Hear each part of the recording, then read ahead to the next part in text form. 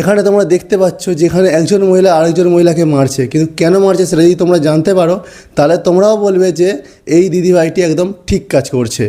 এবার আমি বলছি তোমাদেরকে এখানে কি হয়েছিল। এখানে এই মহিলাটি খ্রিস্টান কিংবা হিন্দু সেটা আমি জানি না, কিন্তু উনি একটা হিন্দু এলাকার মধ্যে গিয়েছিল খ্রিস্টান ধর্মের প্রচার করতে। সেখানটায় একটা হিন্দু পরিবারের মেয়ে যে গলায় তুলসীর মালা পর্যন্ত নিয়েছিল তাকে গিয়ে মানে যীশু খ্রিস্টকে নিয়ে বোঝাচ্ছিল, খ্রিস্টান ধর্মকে নিয়ে বোঝাচ্ছিল, ধর্মে কনভার্ট হওয়ার জন্য বোঝাচ্ছিল। তখন সেই মেয়েটির মা সেটা শুনতে পায় এবং সেখানটায় এসে তখন তাকে ধরে। এরপর যখন এই মহিলাটিকে জিজ্ঞেস করা হয় যে তুমি কেন হিন্দু এলাকায় ঢুকে খ্রিস্টান ধর্মে প্রচার করছো, তারপর আমার মেয়ের গলায় যখন তুলসীর মালা দেখতে পেয়েছো তারপরেও কেন তাকে যীশু খ্রিস্টের কথা বলে তার ব্রেন ওয়াশ করছো, তাকে কেন খ্রিস্টান ধর্মের কথা বলে তাকে মানে খ্রিস্টান ধর্মে কনভার্ট করানোর চেষ্টা করছো। তখন ওই মহিলাটি বলে যে না, আমি খ্রিস্টান ধর্মে কনভার্ট করার চেষ্টা করিনি, আমি এখানটা এসেছিলাম যে এই এলাকা থেকে কেউ খ্রিস্টান ধর্মের মানে ওদের যে যীশু খ্রিস্টের প্রার্থনা হয় সেই প্রার্থনায় যায় কিনা।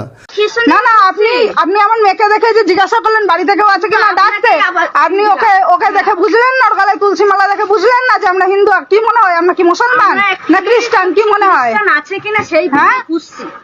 চাইলে জিজ্ঞাসা করতে পারে, আমি ওখানেও জিজ্ঞাসা করছি যে এখানে কেউ চার্চে যায়, এমন কেউ আছে? হিন্দু আছে, ঠিক আছে, যারা চার্চে যায় তাদের বিষয়ে আমরা খুঁজছি যে আমরা ঈশ্বরের বাক্য প্রচার করছি, তাদেরকে তো আমরা প্রচারটা করছি। এই পর্যন্ত সব ঠিকঠাকই ছিল, কিন্তু এরপরে যখন আমাদের এই হিন্দু দিদিভাইটি এই মহিলাটিকে কোশ্চেন করে যে তুমি যখন খ্রিস্টান নও, খ্রিস্টান ধর্মে প্রচারও করছো না, তাহলে তুমি হাতে করে বাইবেল নিয়ে কেন বার হয়েছো আর আমার মেয়েকে কেন বাইবেল দেখিয়ে তুমি বোঝাচ্ছিলে? তখন এই মহিলাটি বলে যে বাইবেলটাকে খ্রিস্টান ধর্মের ওটা তো হচ্ছে মুক্তির পথ, সত্যের রাস্তা, মানে ওই বই পড়লে তবেই তুমি স্বর্গে যেতে পারবে। তিনি এরকমটা বলেন, কিন্তু উনি বুঝতে পারেনি যে উনি ভুল মানুষের সাথে সামনে কথাটা বলেছে। সবাই তো আর নিজের ধর্মজ্ঞানটা রাখেন এরকমটা নয়।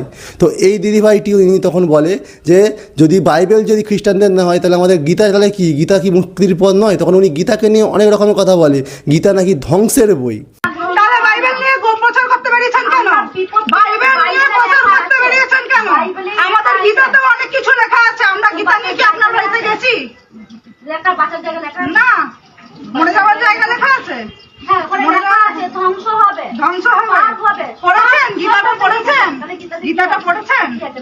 হ্যাঁ পড়েছেন গীতাটা? পড়েছেন?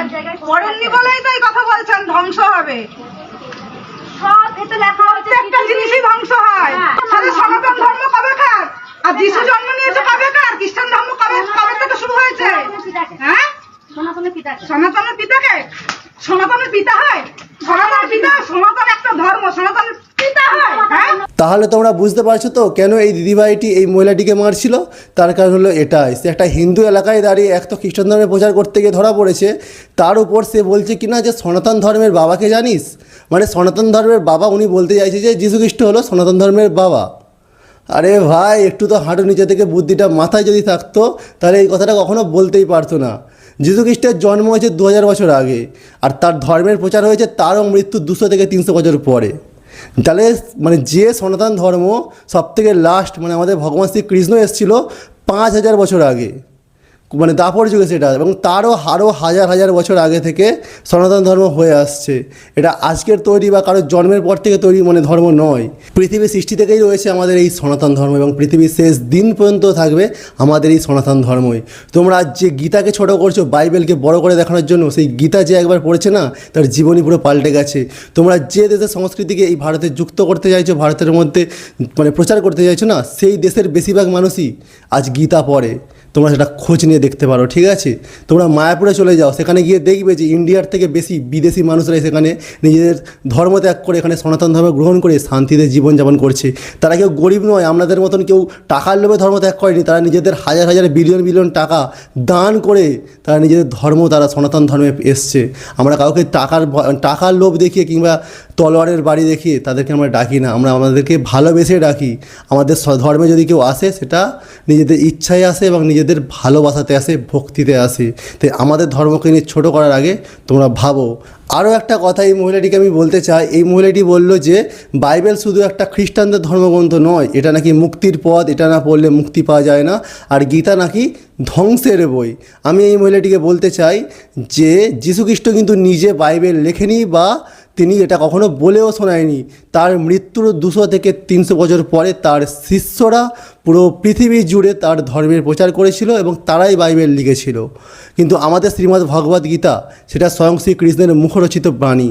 আর এই শ্রীমদ্ ভগবদ্ গীতার বাণী তথা পুরো মহাভারতের যে কাহিনী সেটা শুনিয়েছিল বেদব্যাস মুনি, এবং বেদব্যাস মুনি যা শুনিয়েছিল সেটাই গণেশ লিখেছিল। তাহলে এখানটায় কোনো মানুষের লেখা বইও এটা নয়, সেটা স্বয়ং শ্রীকৃষ্ণের মুখে রচিত বাণী। এবং পুরো মহাভারতের মধ্যে যা কিছু হয়েছে সেটা স্বয়ং বেদব্যাস মুনি সেটা তিনি নিজের চোখে দেখেছে এবং তিনি নিজেও সেই মহাভারতের সাথে যুক্ত ছিল সেই কাহিনীর সঙ্গে। তাই এখানটায় আমাদের যখন এই ধর্মগ্রন্থ লেখা হয়েছিল না, তখন অন্য কোনো ধর্মগ্রন্থ তৈরিও হয়নি, এমনকি অন্য কোনো ধর্ম আসেও নি। তাই যারা এখনও ভাবো যে শ্রীমদ্ ভগবদ্ গীতা হলো একটা ধ্বংসের বই, তাদেরকে আমি একটা কথা বলি। আমাদের বিপ্লবী ক্ষুদিরাম বসু, যিনি অনেক ছোটোবেলাতেই তার জীবন দিয়েছিল দেশের জন্য, তাকে যখন একজন ইংরেজ অফিসার জিজ্ঞেস করেছিল যে তুমি এত ছোট বয়সে নিজের জীবন দিচ্ছ, তুমি কি মৃত্যুকে একটু ভয় করো না, তখন সে একটা কথা বলেছিল যে আমি শ্রীমদ্ ভগবদ্ গীতা পড়েছি, আমি মৃত্যুকে ভয় করি না। আর তোমরা সেই গীতাকে এইভাবে ছোট করছো, বলছো কিনা গীতা ধ্বংসের বই।